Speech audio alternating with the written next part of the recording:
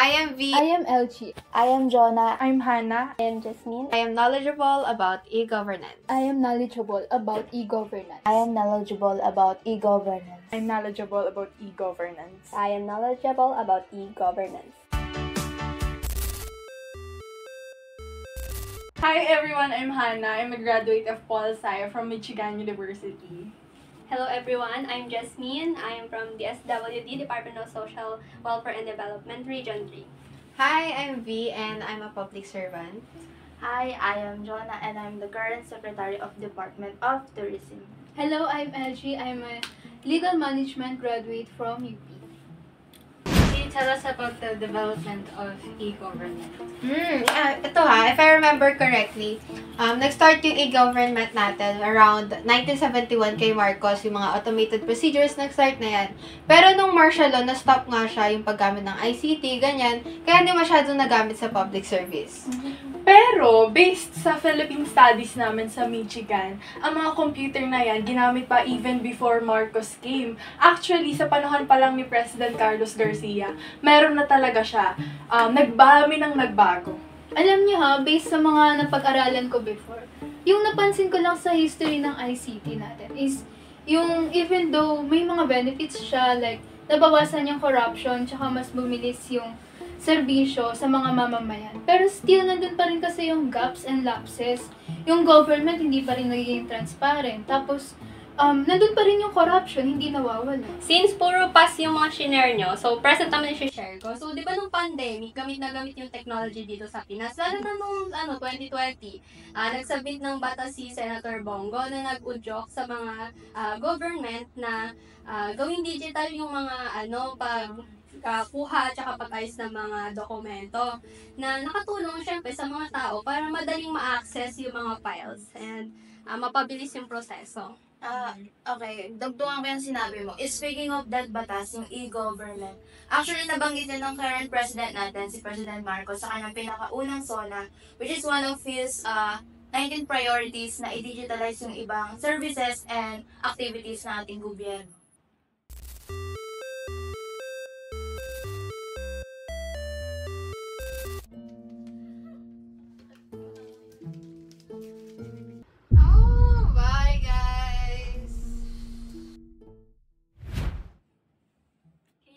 About government to citizen in ICT. Alam niyo ha, yung government to citizen or yung G2C, ito yung way kasi ng gobyerno para magbigay ng serbisyo gamit yung ICT. One example nun is yung online o pag-file ng online tax gamit ang e-tax system at yung pagkuha natin ng mga public documents gamit naman ng government portal.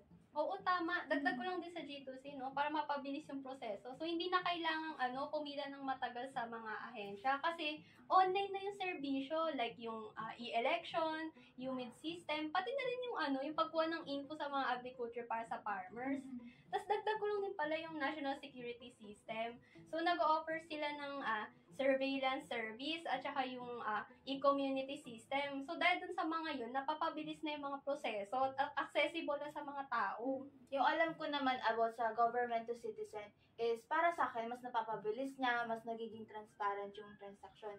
Kumbaga yung G2C, para siyang nagiging one-stop shop ng government portals para makakuha ng transactions sa tax, information, certificates, ID, kumbaga nandun na lahat. But I think the main reason for government to citizen from the word itself nga is para makakonect yung government agency sa mga tao directly. So for example, ito is yung pagkakaroon ng mga Facebook and Twitter page ng mga government agencies because the social media allows faster dissemination of information and also for faster feedback from the people.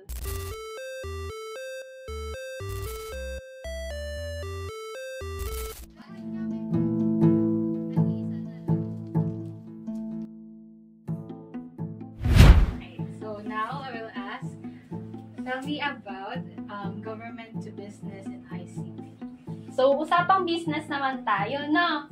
So, ang pinakatumatak sa akin na ginawa ng gobyerno na about business is yung PhilJEPs nila or yung Philippine Government Electronic Procurement System. With all due respect, ma'am, I think you're from DSWD, right? So what are your knowledge about that?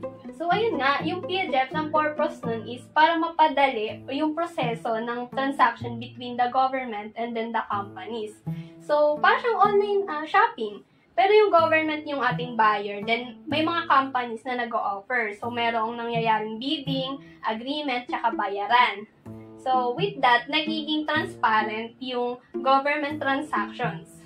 Ito naman para sa akin bilang secretary ng DOT or Department of Tourism. Nakatulong tong G2P, lalo na sa sektor natin ng turismo.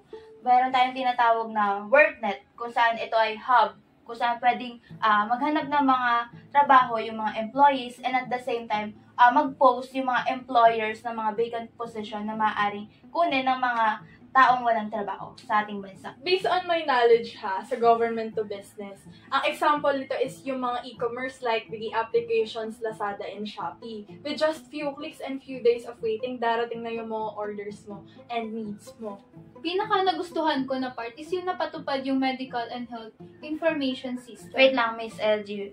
This is my question for you. Ito bang medical information system, nagagamit na ba ito sa public health natin? Yung medical and health information system kasi, ito yung tumutulong siya sa mga medical practitioners, mga health practitioners para mas mapadali yung trabaho nila, mas organize yung mga informations ng pasyente. And actually, Yes, actually, yung system na yan, gamit na talaga siya sa country natin. Pero hindi lang masyado. Ginagamit siya sa mga private hospitals. And also, yung system na yan is very rampant sa Singapore and also sa US where I came from. oo, tama. Who do you think is the most? Si Hannah. I think she's the mole.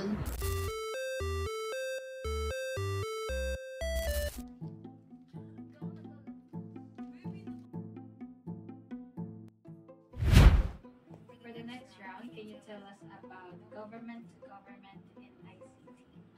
G2G o yung government to government. Ito kasi yung connection or yung interaction ng mga gobyerno sa iba't ibang antas.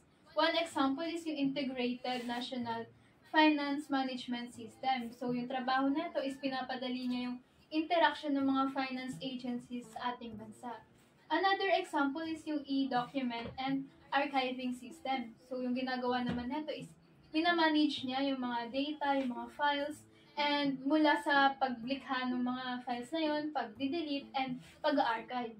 Tama. So, dagdag ko lang din pala yung National Disaster Management System.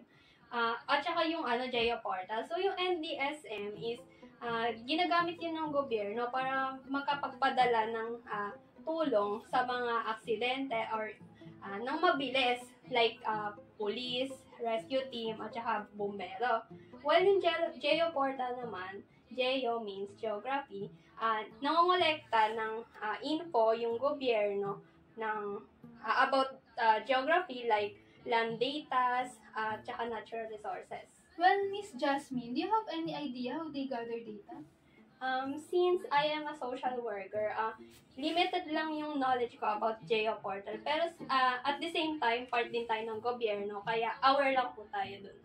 For me naman, the knowledge that I have in G2G is that they have criminal justice service system na 24/7 nagpo-provide ng legal services.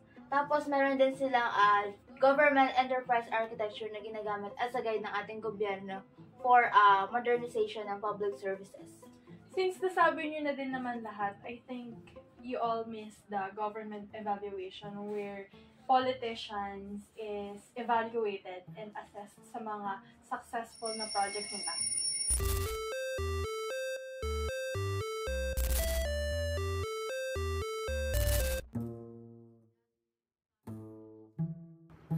Hi guys. So, since there are only 3 of you remaining, may idea kayo kung sino yung mole? Yes, meron na. Okay. For our final round, tell me about the disadvantages and the benefits of government ICT. So first, for the advantage ng e-government is yung improve access and accessibility. Dahil mas madali na lang natin nakukuha yung mga government services na kailangan natin. Dahil yan sa eGov PH app.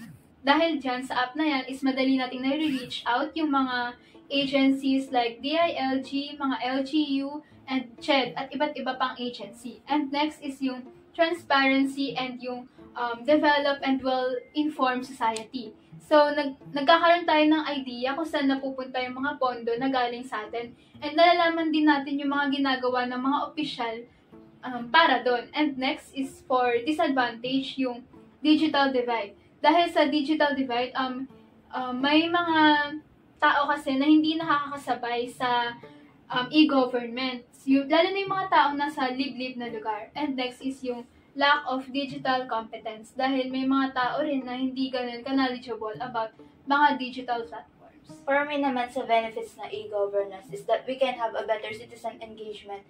Just like what you said sa eGov PH, we can give feedback and also report there.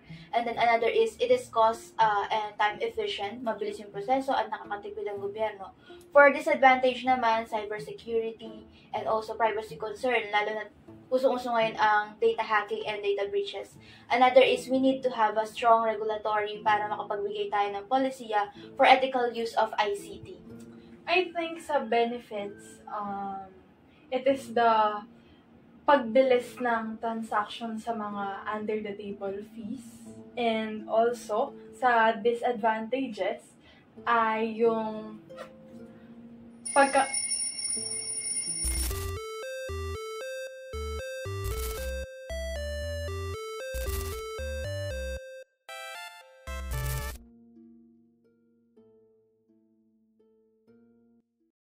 I'm the mole. Yes!